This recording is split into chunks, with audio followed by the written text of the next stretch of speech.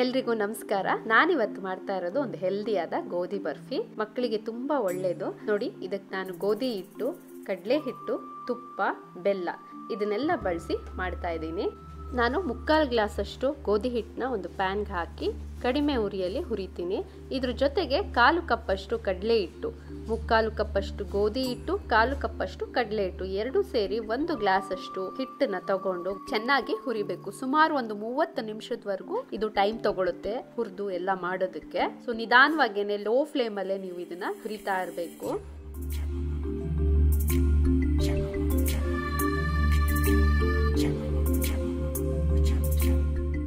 ಇಲ್ಲಿ ನಾನು ಅರ್ಧ ಗ್ಲಾಸ್ ಅಷ್ಟು ತುಪ್ಪ ತಗೊಂಡಿದ್ದೀನಿ. ಇದರಲ್ಲಿ ನಾನು ಸ್ವಲ್ಪನೇ ಹಾಕೊಂಡು ಹುರಿತೀನಿ. ಇದನ್ನ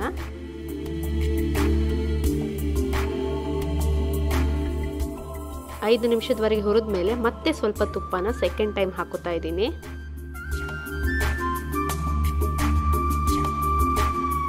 ಅಗೇನ್ ಆಫ್ಟರ್ 5 ಮಿನಿಟ್ಸ್ ಇನ್ನೊಂದು ಸ್ವಲ್ಪ ತುಪ್ಪ ಹಾಕೊಂಡೆ.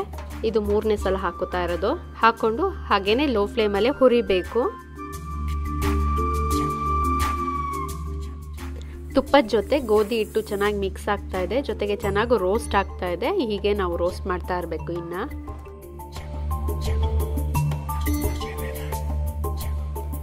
ಈ ರೀತಿ ನಿಮ್ಗೆ ಆಗ್ಬೇಕಂದ್ರೆ ಸುಮಾರು 15ರಿಂದ 20 ನಿಮಿಷ ಟೈಮ್ ಆಗ್ಬಹುದು. ಸೊ ಈಗ ನಾನೇನು ಮಾಡ್ತೀನಿ ಅಂದರೆ ಒಂದು ಚಿಕ್ಕ ಗ್ಲಾಸಲ್ಲಿ ಹಾಲು ತಗೊಂಡು ಅದನ್ನು ಅಷ್ಟೇ ಸ್ವಲ್ಪನೇ ಹಾಕೊಂಡು ಹಾಗೇನೆ ಮಿಕ್ಸ್ ಮಾಡ್ತಾ ಇದ್ದೀನಿ. ಹೇಗೆ ನಾನು ತುಪ್ಪನ ಮಿಕ್ಸ್ ಮಾಡಿದೆ ಅದೇ ರೀತಿ ಹಾಲನ್ನು ಸಹ ಹಾಕಿ ಮಿಕ್ಸ್ ಮಾಡ್ತಾ ಇದ್ದೀನಿ. ಇದು ಅಷ್ಟೇನೆ ಹಾಲಿನ ಜೊತೆ ಎಲ್ಲ ಮಿಕ್ಸ್ ಆಗಬೇಕು ಅಂದರೆ ಇದೊಂದು 10 ನಿಮಿಷ ಟೈಮ್ ಹಿಡಿಯುತ್ತೆ.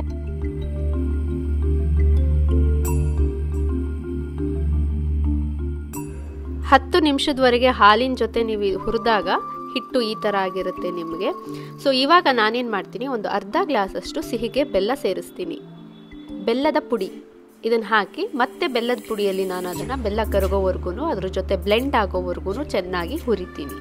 ನಾನು ಹಿಟ್ಟಿನ ಮೆಷರ್ಮೆಂಟಿಗೂ ಇದೇ ಗ್ಲಾಸ್ ಬಳಸಿದ್ದೆ, ತುಪ್ಪದ ಮೆಷರ್ಮೆಂಟಿಗೂ ಇದೇ ಗ್ಲಾಸ್ ಬಳಸಿದ್ದೆ.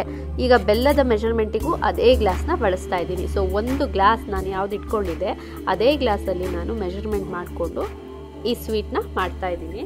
ಕೊನೆಯಲ್ಲಿ ಸ್ವಲ್ಪ ತುಪ್ಪ ಮಿಕ್ಕಿತ್ತು, ಸೊ ಅದನ್ನು ಕಂಪ್ಲೀಟ್ ಎಲ್ಲ ಹಾಕ್ತಾ ಇದ್ದೀನಿ. ಜೊತೆಗೆ ಏಲಕ್ಕಿ ಪುಡಿನೂ ಸೇರಿಸ್ತಾ ಇದ್ದೀನಿ. ಇದೆಲ್ಲ ಹಾಕಿ ಈಗ ಒಟ್ಟಿಗೆ ಹುರಿಬೇಕು.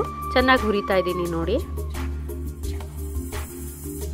ಬೆಲ್ಲ ಹಾಕಿ ನಾನು ಒಂದು 10 ನಿಮಿಷದವರೆಗೂ ಹುರಿದ್ಮೇಲೆ ನೋಡಿ ಈ ರೀತಿ ಬರುತ್ತೆ. ಬೆಲ್ಲನೂ ಕರಗಿದೆ, ಚೆನ್ನಾಗಿ ಅದು ಬ್ಲೆಂಡ್ ಆಗಿದೆ, ಹೊಂದ್ಕೊಂಡಿದೆ ಇವಾಗ.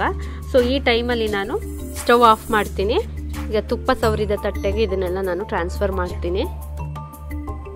ತಟ್ಟೆಗೆ ಹಾಕಿದ ನಂತರ ಈ ರೀತಿ ಪ್ರೆಸ್ ಮಾಡಿ. ನೀವು ಪ್ರೆಸ್ ಮಾಡೋದಕ್ಕೆ ಒಂದು ಕಪ್ನ ಸಹ ಬಳಸಬಹುದು. ಸೊ ಸರ್ಫೇಸ್ನ ನೀವು ಲೆವೆಲ್ ಮಾಡಬೇಕು. ಸೊ ಅದಕ್ಕೆ ಯಾವ್ದು ಕಂಫರ್ಟಬಲ್ ಇದೆ ಅದನ್ನು ನೀವು ಬಳಸಬಹುದು.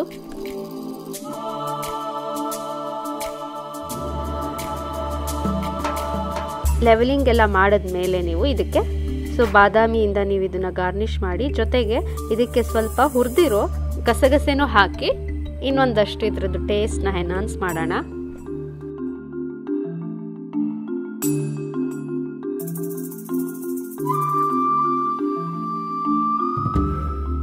ನೋಡಿದ್ರಲ್ಲ, ಇಷ್ಟೇನೆ ಹೆಲ್ದಿಯಾದ ಗೋಧಿ ಬರ್ಫಿ ಮಾಡೋದು ತುಂಬಾನೇ ಸುಲಭ ಇದೆ. ನೀವು ಮನೇಲಿ ಒಂದ್ಸಲ ಟ್ರೈ ಮಾಡಿ ಹೇಗಿದೆ ಅಂತ ನನಗೆ ಕಮೆಂಟ್ ಮಾಡಿ.